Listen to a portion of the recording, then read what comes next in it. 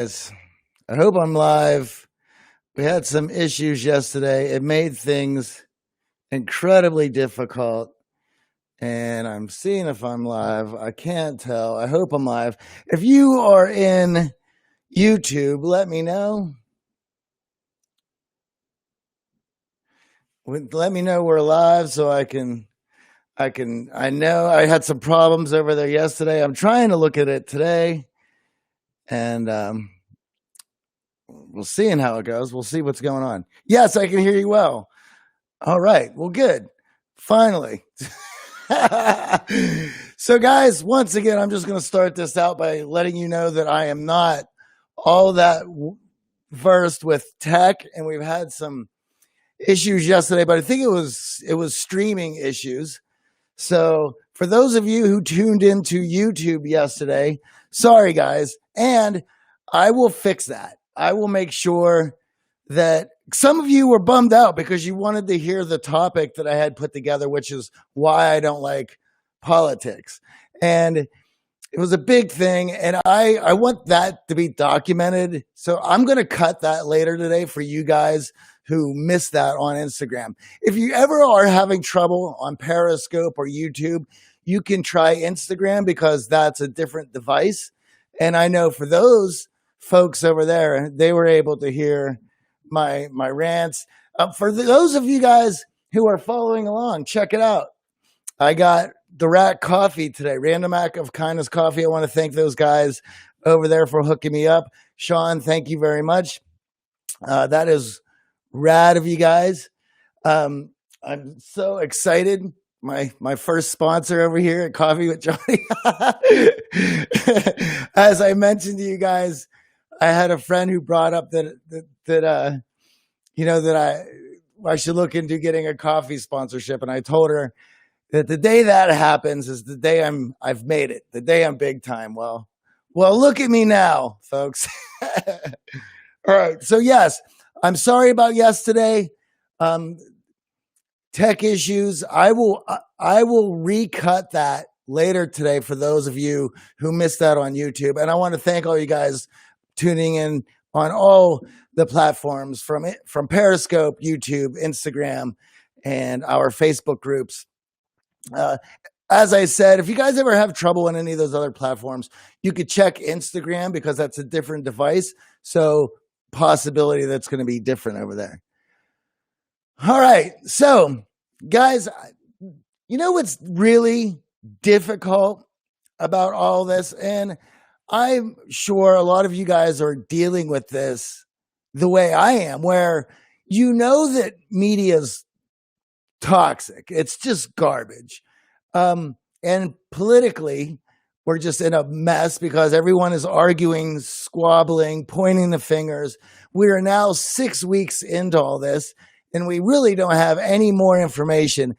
But we're on the precipice, I guess I could use that word here, of opening up things again. We're getting to a point where the economy needs to get moving.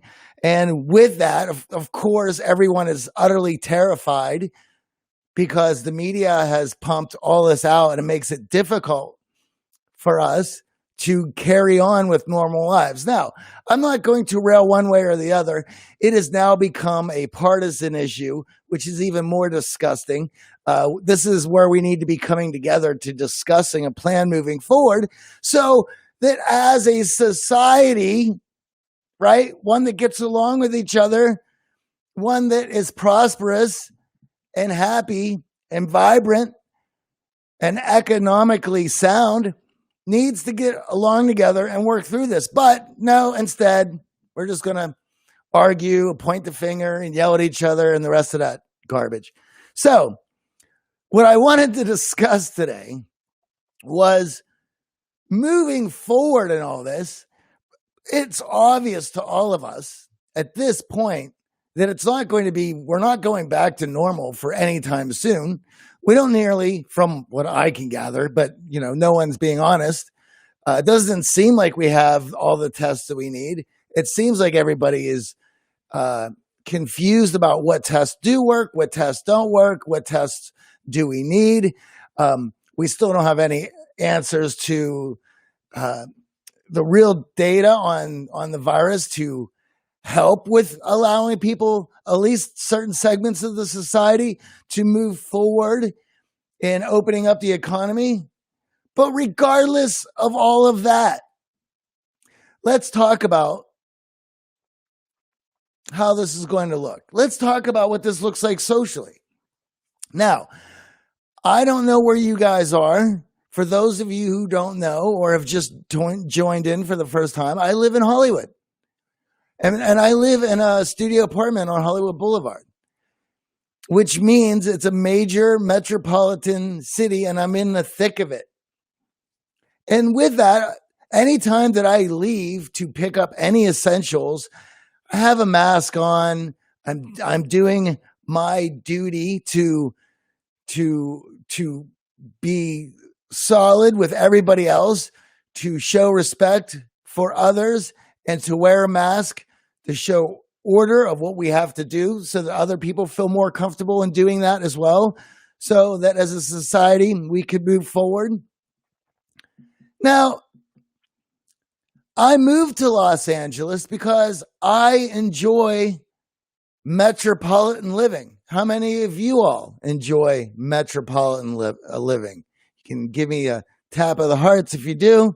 And now the thing about it is, I moved here because of that. Well, if we don't have tests, if we don't have all of society joining in, so we have major parts of society that are still quarantined. We're still going to have to wear masks because we don't have a vaccine. What does metropolitan life look like? Well, it doesn't look like any sort of metropolitan life that I had signed up for, and I'm guessing that you guys have signed up for either. Now, the situation is what it is, which means we are going to have to live daily cognizant of others and awareness of how our actions affect our immediate surroundings and society as a whole. So one of the things that I was thinking about is, as I was walking to pick up some essentials and I had this mask on, I ran into somebody in my building that I recognized, and we had a brief chat 6 feet away from each other. No one feels good about getting close to anyone. We left our masks on, and you can imagine and I'm sure you've experienced this, that weird situation, that weird feeling of how unnormal this really is. And in the back of our minds, we know that not only is it not normal, it's actually quite disturbing. And now we're trying to carry on conversations and connecting with this intrusive mask that covers up a majority of our face, that we use a lot of intel gathering in order to use our social intelligence to carry on a conversation. Think about the emotional cues that you read: the crinkles, the smile, the nose, like all the lines in my face as it is right now. I would say 60%, if not 70% of facial communication is cut off. What do we have left? We have our eyes and our forehead. How difficult is it to really gather the right information that you need, being limited, having 60% of that communication cut off? That's a large portion. So my thoughts on this is, as lonely as I've been in my apartment and wanting to talk with people, and of course I've been reaching out to people. I've been doing Zoom calls. But when you finally get around somebody to have a conversation, you have this mask on, all it does is illuminate and bring to a conscious of just how unnatural all this is, and terrifying. And how long are we going to have to take that into account. And how long can we keep that up before it gets too much psychologically? I would imagine at some point we'll get comfortable with it and it'll be old hat. But okay, so let's say that we do. Let's say that we do get comfortable with it. We are wearing these masks all the time in public. We are social distancing. Life, as far as we can take it, is back to normal, considering mask and social distancing. Let's say all that becomes second hat. Let's say that that's the new normal. That's where we are. Is that really a life that we want for ourselves? So my thought is, as somebody who enjoys metropolitan living, that is no metropolitan life that I signed up for. And I'm sure that's not a metropolitan life that any of you has signed up for. And even if you consider yourself an introvert, regardless of the degree of introvert you might think that you are, we all as human beings need that social connection, that hint of and touch of belonging, and how important it is. And I just don't see that connection being a full-fledged connection when you can't even read 60% of the emotional cues coming from somebody's face. So for myself, if that's the case, if that's the situation, well then, if that's going to be the case, let's say for the next year and a half, that's the case. That's the new normal. Well, I don't know if I want to be living in Los Angeles. I don't know if the new metropolitan life is one that I want to sign up for. So, that's been slowly becoming more and more apparent as the weeks go by, and we continue to have really no information. And anyone who's supposed to be leading this company and helping us through this, our media and our politicians, are squabbling like school children. So that's where I'm at. And those are my concerns. And as you can tell, it's starting to upset me. And every once in a while, when I try to get a beat on what's going on and I turn on the news, it is so unsettling. Rugged Legacy. What is up, Jeff? How you doing? Come back to the South. Bowling alleys are open. Oh my. Talking to you, Blood and Sweat and Silks, and Jeff up there who lives in South Carolina. I spent 10 years. I spent 12 years living in North Carolina, and I would love to go back. Let's see. Christina mentions, in Venice, it's mandatory to wear masks and gloves and a piece of paper explaining the compelling reason you go out to the house. Oh, and that's Venice, Italy. My God, that's crazy. Rachel, Texas is pretty okay. We've got lots of nature. I know y'all do, and I think it might be time to start to think about how I am going to exit metropolitan life if this is going to be the standard for the next year and a half. That's where I'm at. All right. So those are my thoughts of where I'm at up until this point. If you guys have your own thoughts about that, I would love to hear. You could put them in the comments. You could send me a DM.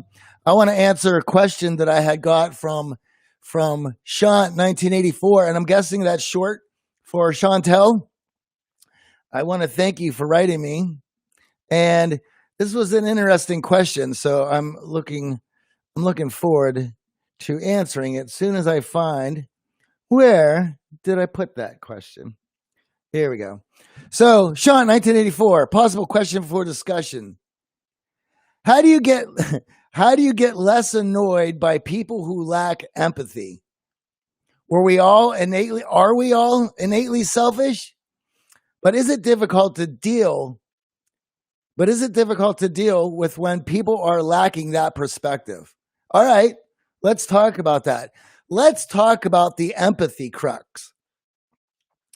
Now, empathy is an important cultivated trait in human beings that as we get older, we tend to understand more and more, as we tend to have an understanding of what life is like just through our own experiences.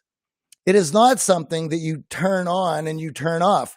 It's not something that people can one day wake up to and decide that they're going to have more empathy. It is something that needs to be cultivated, that is fostered, that is cultured, that is fostered, that we work on, and we all have a degree of it within us. And as we get older, we tend to have more understanding. We tend to be more empathetic as time goes on. And for younger people, well, it's difficult for them to have a really good sense of empathy when their whole worlds revolve around them. You don't have enough experience to see how many different pieces work together. And your only knowledge of how the world works is through your own senses. And because it's through your own senses, that your senses put you in the middle of everything. So why wouldn't you have a natural inclination to think that the world revolves around you? And so for many of us, it is a learned trait that we can develop to have more of as the years grow on. Now, I can understand where Chantel's coming from, because we all run into people where we like to think about, do they think the world revolves around them? Do they not understand all the other pieces that are going on around them for them to have the life that they have? Yeah. We all wonder that from time to time. And that sliding scale of empathy, of whether you're very empathetic or slightly empathetic, we're all on that scale somewhere. And as we're younger, we're closer towards the not so empathetic. And as we get older, more empathetic.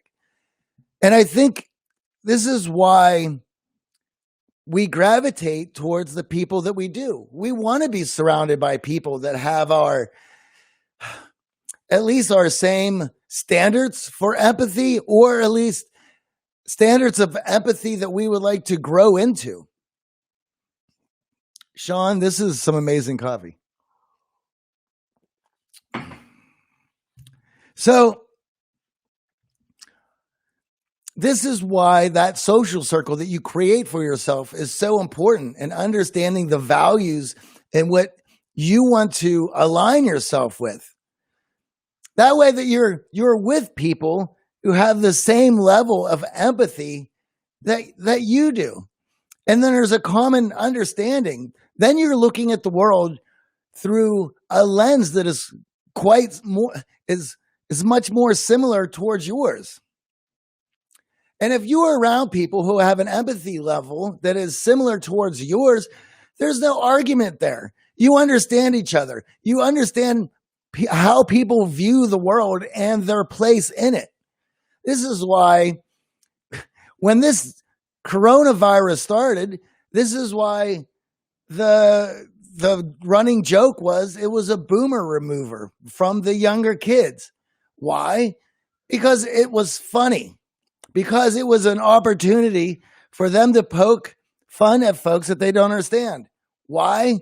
Because they have not lived enough life to truly understand what somebody of that age and have been through, and what they have done and put together for young people to enjoy the life that they have. One of the things that I started with upon going live with you guys every day was just that in this moment of history, this is the first time in a long time that young people in America actually had to go through something and contribute something to society and to pay their price for the world that they've been living in, that the older generations had fought for through going overseas, landing on beaches that they've never been before, and fighting an enemy that they've never met. Those were dues paid by other generations. Talk about empathy. Have some empathy for the generations that had put this together for the young folks to have things like skate parks and the technology that I'm speaking to you guys on right now. So yeah, that's the empathy crux, right? That the older people will have enough life to experience it, to have more empathy as usual. That's right, Rugged Legacy. It is a chopping mechanism. Oh, coping mechanism. That's right. And that's extremely important. And empathy is also has a evil part to it too. And I believe this is Paul Bloom's book.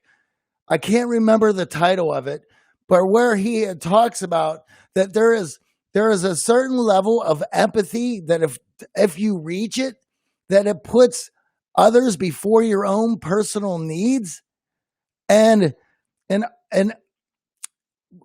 where this whole virtue signaling idea gets you in trouble. That's a whole nother conversation. I'm not even getting into that today, but that's the empathy crux.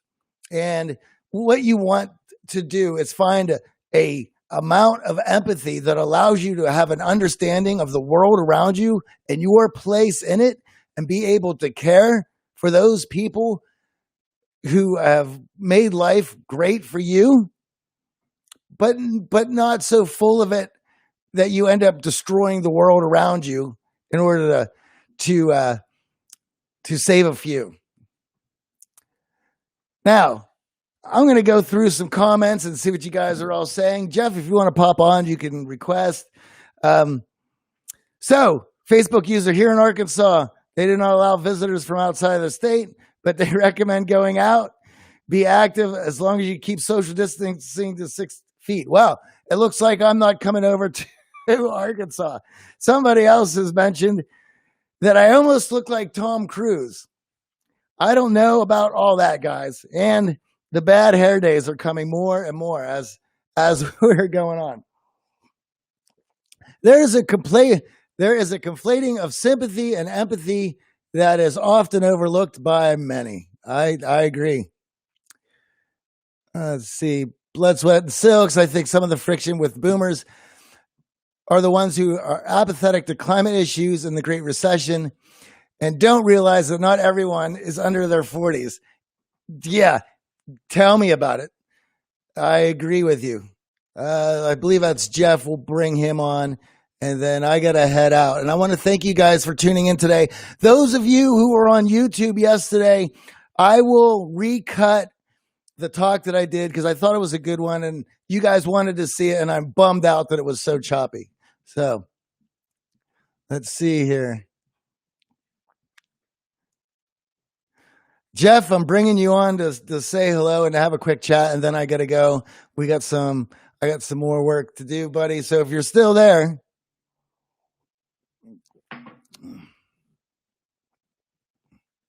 It says that you're connecting. Hello. Esoteric. No more running around sticking your tongue in everyone's mouth anymore.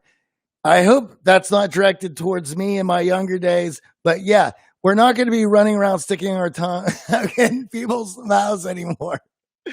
Things are going to look quite different. I mean, there's not going to be any rock shows, my favorite pastime. Facebook user, I need to change my coffee time to match yours. Well, thank you very much. You should. Thank you so much for the coffee talks, Johnny. Jeff, for whatever reason, it's not bringing you on. I've connected with you. Sorry about that. If you want to try it again, go for it. Let's see what else we got. If you guys have any questions, I got 5 more minutes before I got to go. It's 12. I'm glad. Hey, so YouTube crowd, everything worked out good today. You were able to hear it. La Terrain, NC is pretty great. Yeah, I'm telling you, I miss it.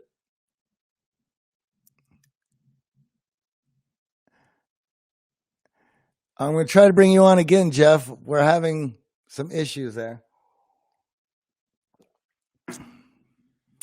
And let's see. Can you hear me? Hey, how you doing, Jeff? Not too bad.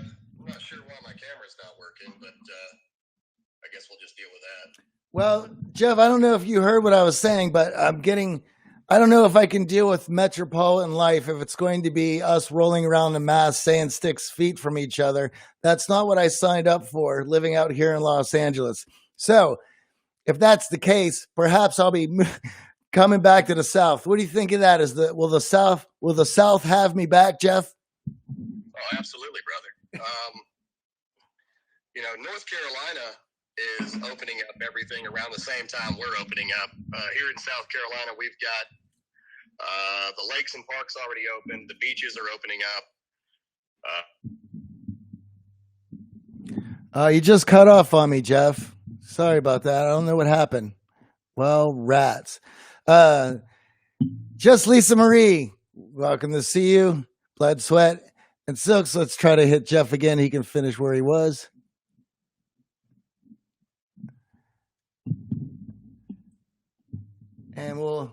And then I got to head out, guys. But thank you very much. Jeff, are you there? Yeah, I'm here. I don't know what's going on. Probably poor connection. But no, North Carolina, they got a metropolitan life. You can go up to Charlotte, and they're opening up everything the same time we are. Yeah, buddy. The other thing is, I just don't know when it would be feasible or what that would look like in order for me to get out of here. There's a lot of questions that need to be answered. I just don't see them coming anytime soon. But I hope for all of us who are here listening and having some fun this morning. I hope for all of us that we get some data and we get some answers so we can start planning our lives. Well, the problem is that everybody's wanting blanket answers. And if you look at the population density of New York City, you get 8. Jeff, you died on me again, buddy. I'm sorry. Different types of empathy, like affective and cognitive. Well, there is an innate empathy, certainly, of being a human being an animal, and we certainly understand what it is to hurt other animals, and we learn that way. But also, that innate empathy, you can cognitively override that. Just look at any of the atrocities that we have been through as a society, Rwanda and World War II and all the wars. So there is a cognitive empathy that you can either override the innate empathy, or you can willingly build and foster that innate empathy with using your cognitive abilities. So Jeff, I'll give you one more shot here. But that is the difference between affective and cognitive. But there is a certain amount of innate, and then the cognitive goes on top of that. All right, Jeff. There we go. All right. Yeah, I've got some crappy signal. But what I was saying is everybody wants blanket answers. And if you look at population density differences, like South Carolina has 6 million people in the entire state versus the 8 million people in New York City. So the answers for that place are much different than the answers for this place.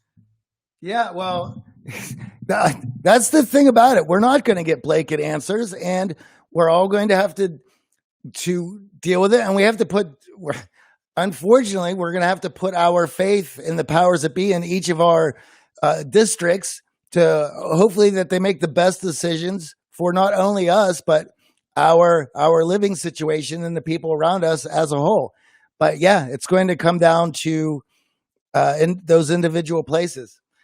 Jeff, I got to head out for my next gig, but thank you very much for patching in. It's good to talk to you, buddy. We gotta hang out again. Yeah, Let's do it, buddy. I will catch you later, my friend. Yeah, man. I'll shoot you my calendar. You got it.